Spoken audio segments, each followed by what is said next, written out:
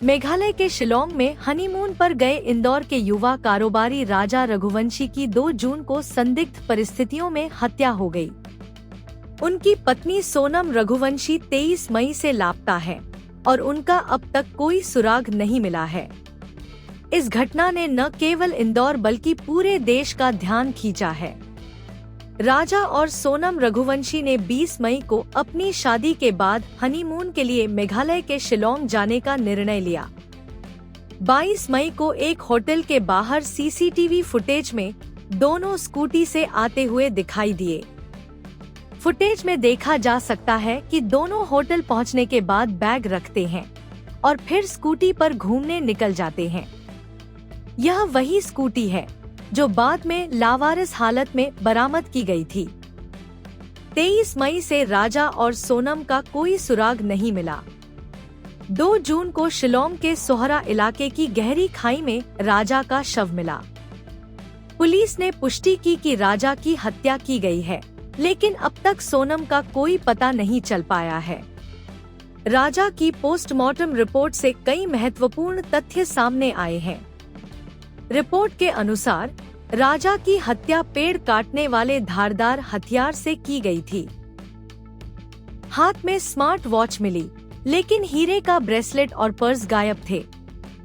Police ने हत्या में इस्तेमाल हथियार भी बरामद कर लिया है, जो नारियल जैसे फल काटने के काम आता है। सोनम की गुमशुदगी ने इस मामले को और रहस्यमय बना दिया है। उनके पिता ने मीडिया से बातचीत में बताया कि एक पंडित ने 5 जून को यात्रा के लिए शुभ मुहूर्त बताया था, लेकिन दोनों ने बिना परिवार को बताए 20 मई को ही यात्रा शुरू कर दी। उन्होंने इसे अशुभ मुहूर्त में यात्रा करने का परिणाम बताया। पुलिस इस मामले की हर एंगल से जांच कर रही है। हाल ही में शिलोंग पुलिस को एक अहम सुराग मिला है। मावलखियात गांव के टूरिस्ट गाइड अल्बर्ट पीडी ने बताया कि 23 मई की सुबह उन्होंने सोनम और राजा को नोंगरियाट गांव से वापस आते हुए देखा था और उनके साथ 3 अन्य पर्यटक भी थे। परिवार ने मामले की जांच सीबीआई से कराने की मांग की है।